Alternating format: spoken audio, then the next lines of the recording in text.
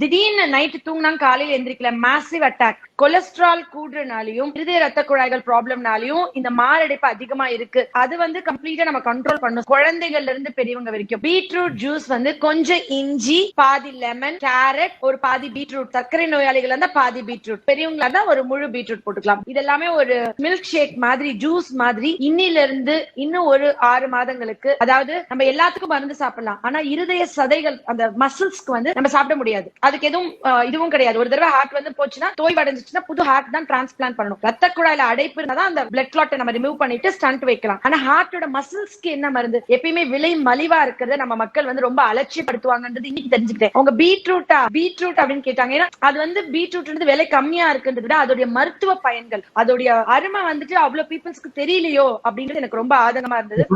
Heart muscles பத்தி நிறைய பேருக்கு அவேர்னஸே கிடையாது. ஹார்ட் மசில்ஸ் எப்படி ஸ்ட்ராங் பண்ணலாம், பீட்ரூட் நன்மைகள் என்ன, அதை பத்தி நிறைய பேருக்கு தெரியல.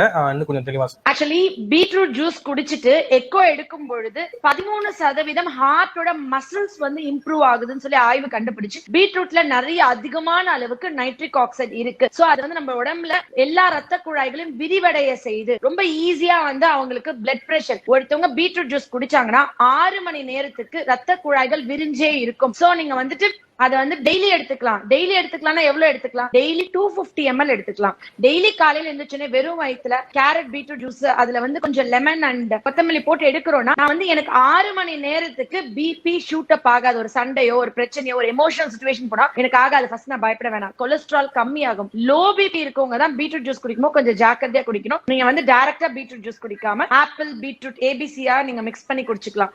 அதுவும் வந்து பாதி பீட்ரூட் தான் ஒரு நாளைக்கு எடுத்துக்கணும். நீங்க டிராவா 250 ml எடுக்க முடியாது. நிறைய பேர் சொல்லுவாங்க வாய் ஸ்மெல் இருக்கு மேம், ஏதாவது மருந்து கொடுங்க, வாய் ஸ்மெல் இருக்கு, நான் என்ன பண்ணணும், எப்படி என் வாய் ஸ்மெல் சரி பண்ணணும், வெளியே பப்ளிக்ல பேச பயமா இருக்கு, இதை பேச பயமா இருக்கு. வயிற்றுல இருக்கிற ஆசிட் லெவல் வயிறு புண்டு இருந்தா வாய் ஸ்மெல் வரும். அப்ப அந்த ஆசிட் பேலன்ஸ் நீங்க சரி பண்ணணும்னு சொல்லுவாங்க. ஆனா இயற்கையா இது வரைக்கும் யாரும் டிப்ஸ் சொல்லிருக்குமா டாக்டர்ஸ் அப்படின்னு பாத்தீங்கன்னா, வாய் ஸ்மெல் இருக்கிறவங்க ரெகுலரா பீட்ரூட் ஜூஸ் குடிச்சு பாருங்க, உங்களுக்கு வாய் ஸ்மெல் கம்ப்ளீட்டா கியூர் ஆகும். ஏன்னா அந்த ஆசிட் பேலன்ஸ் அது கம்ப்ளீட்டா ரெகுலேட் பண்ணிட்டு உங்களுக்கு வந்து அந்த வாய் நாற்றமே இல்லாம ஆக்கும். இப்ப நான் வந்து பீட்ரூட் குடிக்கிறது எனக்கு ஓவர் டோஸா இல்ல போதுமா, நான் எப்படி தெரிஞ்சுக்கணும்? நான் வந்து குடிச்சு யூரின் வந்து ஒயிட்டாவே போயிட்டு இருக்குன்னா என் உடம்புல நைட்ரிக் ஆக்சைடு கம்மியா இருக்கு, பத்தல, இன்னும் கொஞ்சம் கூட பீட்ரூட் ஜூஸ் குடிக்கணும்னு அர்த்தம். நான் பீட்ரூட் ஜூஸ் குடிச்சிட்டே இருக்கேன், யூரின் வந்து ஆரஞ்சு ஆர் மோஷன் வந்து ரெட் கலர்லயோ பிங்க் கலர்லயோ போகுதுன்னா எனக்கு நைட்ரிக் ஆக்சைடு போதுமான அளவுக்கு இருக்கு, எனக்கு பிபி நார்மலா இருக்கு, எனக்கு ரத்த குழாய்களை கொழுப்பு அடைச்சு இல்ல, எனக்கு எமர்ஜென்சி இல்ல, நான் ஒரு வாரம் 10 நாள் கூட பீட்ரூட் ஜூஸ் சாப்பிடாம வேற மாத்திரை ஒரு டீனா சாப்பிட்டு நமக்கு போரிங்கா இருக்கும். குழந்தையில இருந்து பெரியவங்க வரைக்கும்